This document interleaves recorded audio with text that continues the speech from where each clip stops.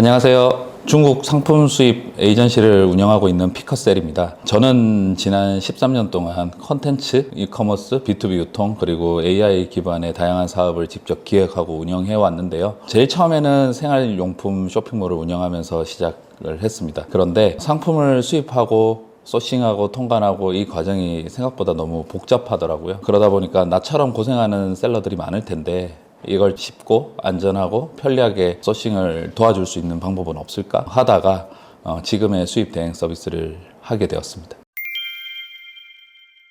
결국 장사의 핵심은 좋은 상품을 얼마나 잘 소싱하느냐인 것 같아요. 그래서 저희는 중국에 있는 공장하고 소통하고 수입 통관부터 배송까지 전 과정을 도와드리고 있습니다. 앞으로 이 채널에서는 중국 소싱 노하우, 창업 현실, 실제 사례들까지 솔직하게 꼭 필요한 정보만 전해드리는 채널이 되도록 노력하겠습니다. 많은 기대 부탁드립니다.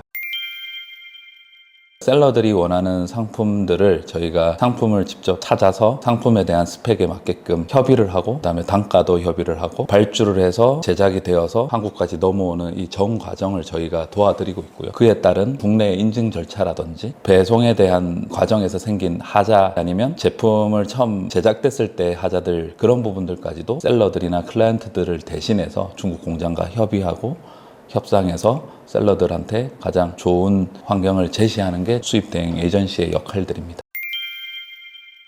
보통은 이제 상품을 직접 수입을 하고 싶은데 대량으로 수입을 해야 한다든지 소량으로 할 때는 요새는 워낙 플랫폼들이 많다 보니까 1688이라든지 알리 테무에서도 저가형 상품들을 가지고 판매하시는 분들도 많은데 대량으로 타입을 하거나 발주를 해야 된다든지 아니면 이제는 OEM, ODM으로 나만의 상품과 브랜드를 만들어야 하는 상황들이 올 때는 이제 에이전시들을 활용해서 상품 소싱을 하는 게 일반적인 경우입니다.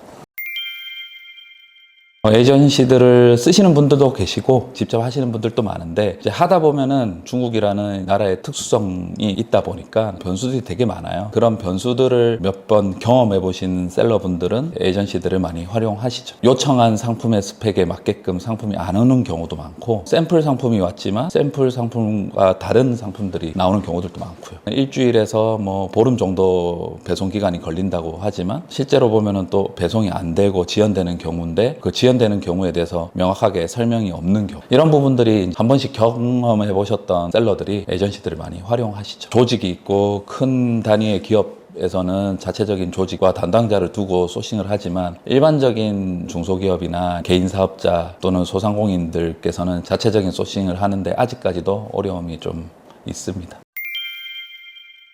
그러니까 수입 에이전시를 선택해야 될 핵심 사항들로 말씀드리면은 셀러가 원하는 제품을 찾아줄 수 있느냐, 이미지만 주신다든지 아니면은 제품명을 주신다든지 했을 때 빠른 시간 내에 찾아서 제공해주는 업체, 잘하는 업체라고 이야기할 수 있을 것 같고 두 번째는 가격의 투명성입니다. 기본적으로는 객단가 설정들을 다 하실 텐데 단가들을 설정할 때 최저 마진이라고 생각하고 있는 원가 구간이 있을 겁니다. 그 원가 구간 안에서 얼마나 투명성 있게 가격을 제시하는지. 세 번째는 중국에서 한국으로 들어오기 이전에 상품에 대한 검품 시스템이 얼마나 잘하는 에이전시인지를 판단해야 됩니다. 왜냐하면 중국에서 한국으로 넘어오게 되면 그때부터는 반품이라든지 환불하는 부분들이 굉장히 까다롭고 어렵기 때문에 그리고 불량품에 대한 선별이나 그에 따른 실사 사진으로 해서 얼마나 잘 보내주고 관리하는지에 대한 부분들 체크를 해야 될 것이고요. 그 다음에는 이제 통관과 인증입니다. 대부분의 이제 수입이 항구로 많이 다 들어오는데요. 그 과정에서 얼마나 문제 없이 잘 처리해서 셀러나 클라이언트들의 제품이 정확하게 잘 올 수 있도록 그리고 그에 따라서 그 상품에 대한 인증, 대응까지도 결국에는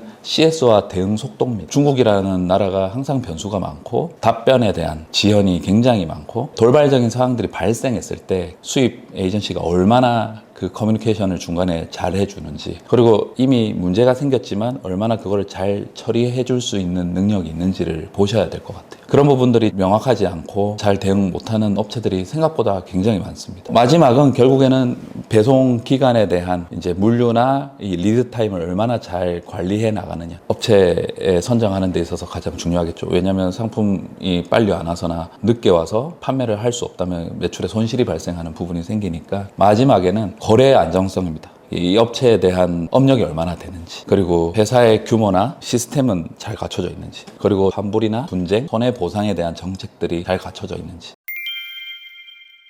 처음에는 상품을 어떻게 잘 소싱하느냐, 어떤 제품들이 지금 인기가 있고 앞으로 3, 4개월, 5, 6개월 뒤에는 어떤 제품들이 주요한 제품들인지를 판단하는 그런 부분들에 대한 고민도 이야기를 해야 될 것이고요.